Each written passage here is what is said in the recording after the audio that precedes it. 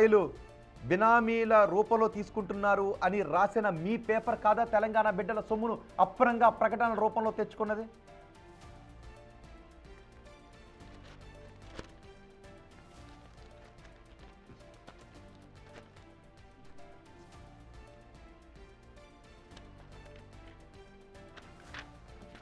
Yes, ఇప్పుడు మీకు చెబుతూ ఉన్నాం.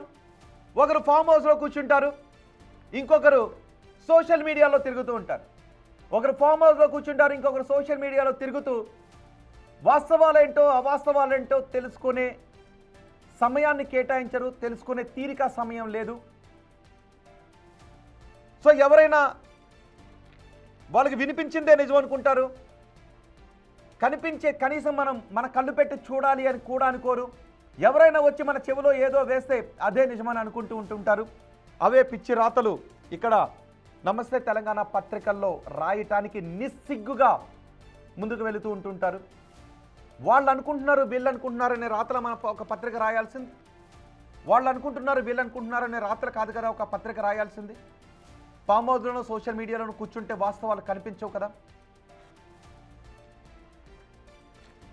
సో మనం చూసాం, ఇదిగో వాస్తవాలతో కదా పెట్టాలి. కానీ బయట జనాలు ఏమనుకుంటున్నారు ఒక్కసారి ఆలోచించారా? ఒక పత్రికలో ఒక ప్రైమ్ పేజీలో ఒక మెయిన్ పేజీలో ఒక వార్తను రాసేటప్పుడు ఆధారాలు లేకుండా రాస్తే జనాలు ఏమనుకుంటారు అనే కనీసం ఒక ఆలోచన ఉండాలి కదా. బయటకు వెళ్తే అభివృద్ధి ఏం జరుగుతుందో చూడాలి కదా. బయట ప్రజలు ఏమనుకుంటున్నారు, బయట జరుగుతున్న ఎన్నికల్లో స్థానిక సంస్థల ఎన్నికల్లోనూ ప్రజాభిప్రాయం ఏ విధంగా ఉంది అనేది మన కళ్ళకు కనిపిస్తూ ఉంటుంది కదా. అవి కదా మనం చూడాల్సింది, ఆ వార్తలను కదా. అభివృద్ధి ఏం జరుగుతుందో అనేది ఒక్కసారి మనం బయటకు వెళ్తే తెలుస్తుంది కదా. కానీ జరిగే అభివృద్ధిని చూడకుండా, జరుగుతున్న వాస్తవాలను చూడకుండా కేవలం మన చెవిలో ఎవరో ఏదో చెప్పారు కదా, ఇవే నిజాలోని పత్రికల్లో రాద్దామని అనుకుంటే తెలంగాణ బిడ్డలు నమ్ముతారని అనుకుంటూ ఉన్నారా? అందుకే మేము రీసెర్చ్ చేశాం. 2014లో అప్పటి ప్రభుత్వం ఎన్ని కోట్ల రూపాయలు ఏస్ మీడియా కట్టబెట్టింది. ఇంకొకటి కూడా రాశారు ఇందులో, ఏ మాత్రం అనుభవం లేని సావి మీడియా కానీ. మరి 2014లో మీరు కట్టబెట్టిన ఏస్ మీడియాకు ఏ అనుభవం ఉంది అని అప్పట్లో ఒక్క లైవ్కి 2014 నుంచి 2019 వరకు ఒక లైవ్కి 5 లక్షల రూపాయలు అప్రంగా కట్టబెట్టారు. మరి ఇప్పుడు మీరు ఏ అనుభవం ఉంది సావి మీడియాకు అని మీరు అడిగారు. మరి ఏస్ మీడియాకు ఏ అనుభవం ఉంది అని వచ్చిన మిగతా వాళ్ళని పక్కకు నెట్టి సావి మీడియా కట్టబెట్టారు. ఇప్పుడు మీరు మీ పత్రికలో ఏ అనుభవం ఉందని అడుగుతున్నారు. దీనికి సమాధానం చెప్పగలుగుతారా?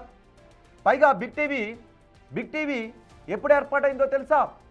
కాంగ్రెస్ ప్రభుత్వం అధికారంలోకి వచ్చిన తర్వాత కాదు బిగ్ టీవీ ప్రసారాలు ప్రారంభించింది. అంతకు ముందున్న బీఆర్ఎస్ ప్రభుత్వ హయాంలోనే బిగ్ టీవీ తన శాటిలైట్ ప్రసారాలను ప్రారంభించింది. ఇది వాస్తవం. నిన్న మొన్న పెట్టిన ఛానల్ కాదు బిగ్ టీవీ.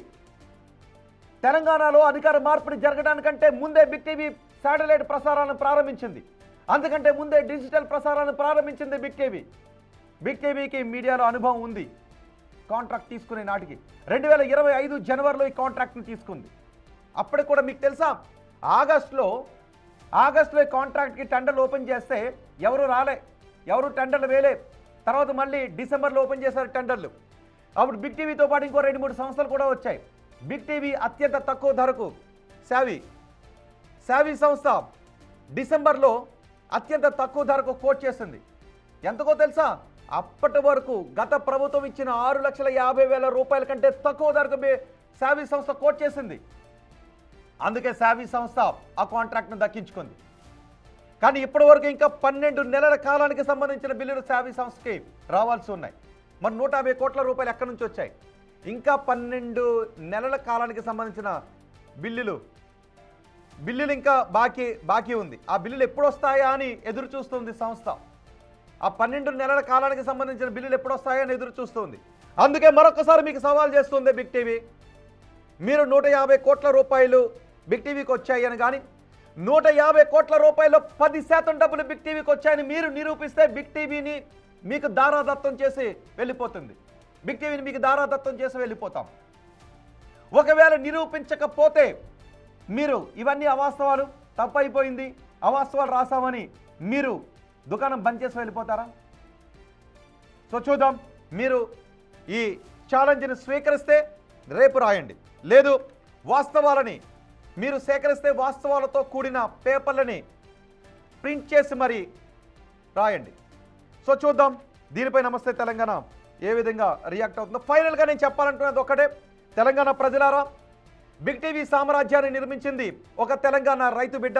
తెలంగాణ మారుమూల ప్రాంతాల నుంచి వచ్చి బిగ్ టీవీ సామ్రాజ్యాన్ని నిర్మించి తను కష్టపడి సంపాదించిన రూపాయితో బిగ్ టీవీ సామ్రాజ్యాన్ని ఇతర రాష్ట్రాలకు విస్తరించాలి అని కృత నిశ్చయంతో సంకల్ప బలంతో ముందుకు వెళుతూ ఉన్నారు. ప్రభుత్వం దగ్గర నుంచి గ్రీన్ ఛానల్లో బినామీల రూపంలో ఒక్క రూపాయి కూడా బిగ్ టీవీ తీసుకోదు కూడా. బిగ్ టీవీ అవాస్తవాలు చెప్పలేదు కూడా. బిగ్ టీవీ ఆధారాలు లేని వార్తలను ప్రసారం చేయదు కూడా.